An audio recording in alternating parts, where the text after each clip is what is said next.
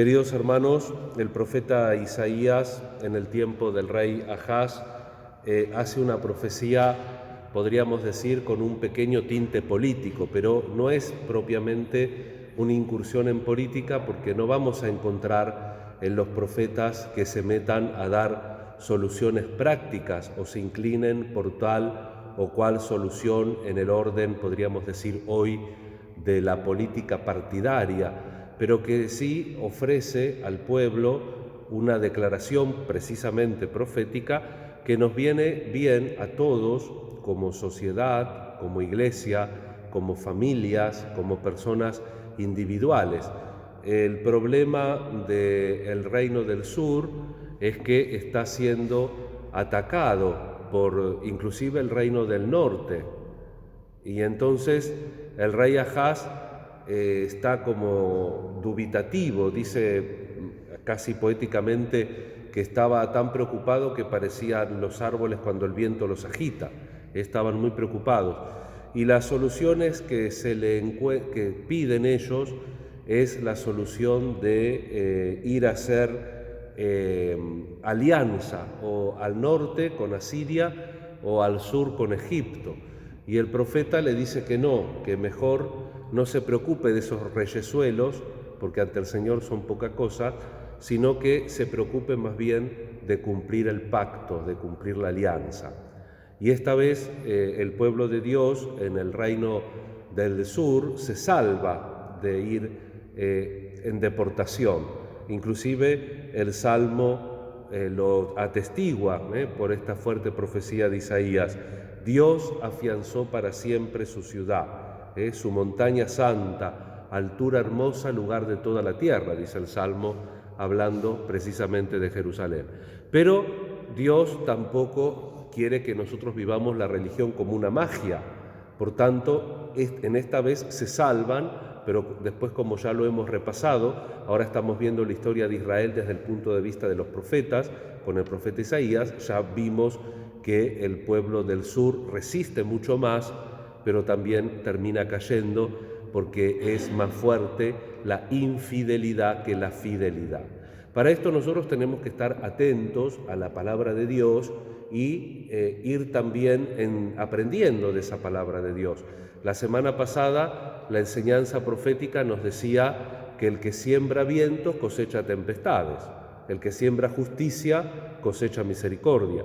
Entonces, no es que Dios propiamente hace caer una ciudad porque no le rezan, sino que lo que Dios le está diciendo, que si la relación con Él no tiene un correlato directo en nuestra voluntad, en nuestra inteligencia, vamos a tomar decisiones, vamos a sembrar cosas que no son conformes a la verdad. Si en nuestra vida nosotros nos asentamos solamente en el interés, en el gusto, en la falsedad, esa vida por ahí, por algunos trechos de momento, de tiempo y de circunstancia, funcione, pero no es una vida auténtica.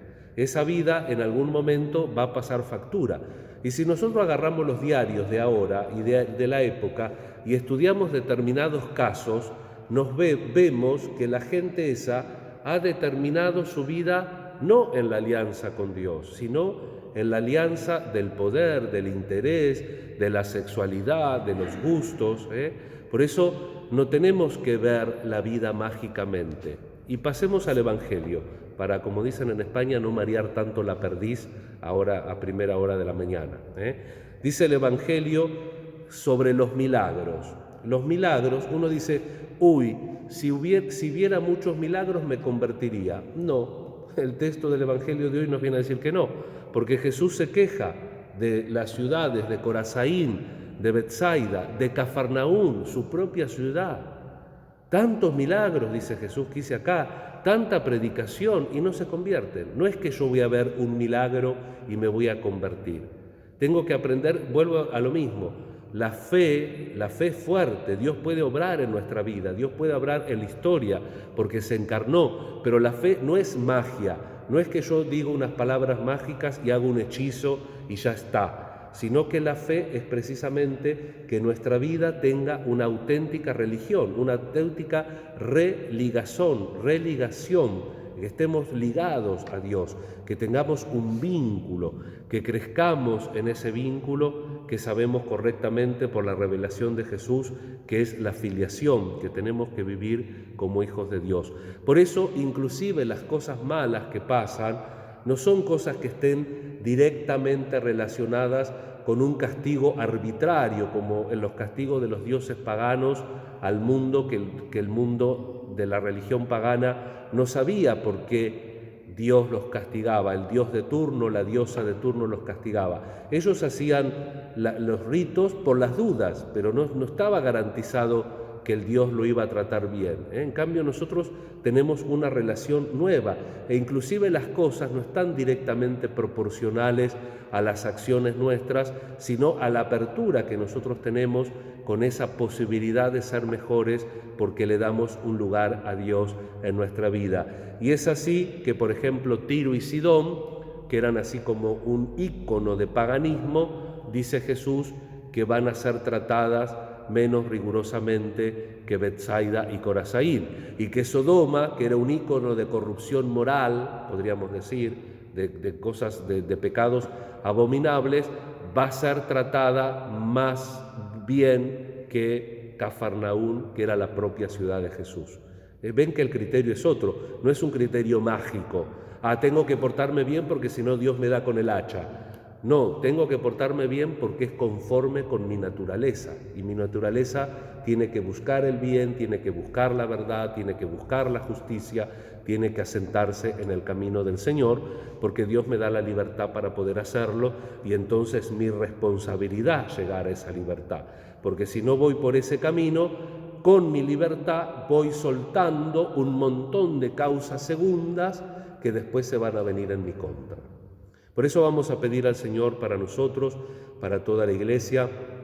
Hoy también la liturgia nos posibilitaba celebrar a San Camilo de Lelis. Lo recuerdo, un santo fines del siglo XVI, nació en 1580 por ahí y murió en el año 1617. Lo recuerdo por dos motivos. Primero, porque era un militar que fundó una orden religiosa dedicada a cuidar a los enfermos. Con San Juan de Dios son los patronos de los hospitales, de los enfermeros, de todo el mundo sanitario, que hoy por el COVID queremos encomendarlo también especialmente en esta Eucaristía. Y después porque fue un militar que también tuvo muchos problemitas y que él tuvo que ir buscando también de verdad a Dios en su propia vida. Tenía problemas con los dados, jugaba a los dados, apostaba. Era un desastre, pobre, hasta que se encontró con Felipe Neri y lo encausó haciendo precisamente en tiempos muy difíciles, como eran las primeras décadas del siglo XVII, haciendo este movimiento dentro de la Iglesia, esta conversión que atendía precisamente a los enfermeros cristianos, los capellanes cristianos,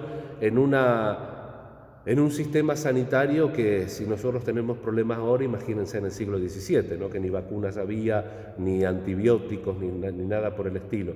Así que pidamos también, fíjense cómo la humanidad suscita en momentos muy difíciles, muy arduos, personas generosas que se toman en serio la fe y que la vuelcan también en la sociedad.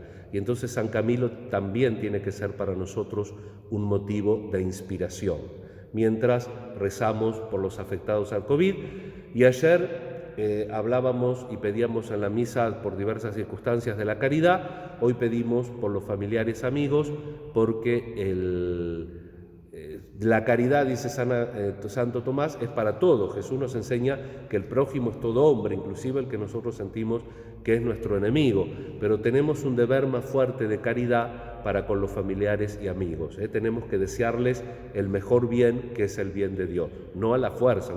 Vení que te voy a hacer el bien con el palo en la mano, no a la fuerza, pero tenemos que buscar y desearles el bien. Si hacemos la trilogía que viene en el misal, mañana tendríamos que rezar por los que nos hacen sufrir, que también tienen que ser objetos de nuestra caridad, los que nos hacen sufrir.